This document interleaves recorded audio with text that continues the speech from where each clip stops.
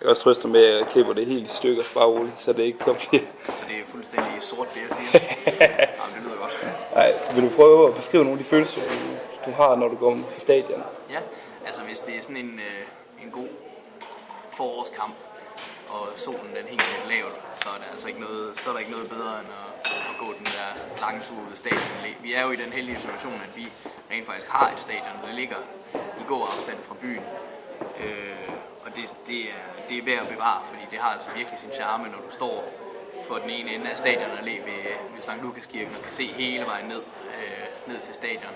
Og solen den hænger lidt lavt, og du går sammen med dine kammerater og synger lidt og har en øl i hånden, og alting er bare godt. Det er fantastisk.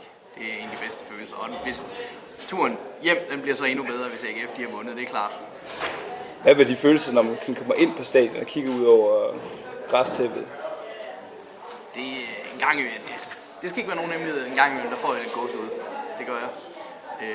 Til sådan en kamp, hvor der er mange mennesker på stadion, og hele stemningen den sådan summer omkring. For eksempel, sådan er det tit ved en kamp, der er den første i en halv sæson, eller den sidste kamp, hvor der er et eller andet, der kan afgøres, en slutplacering kan afgøres.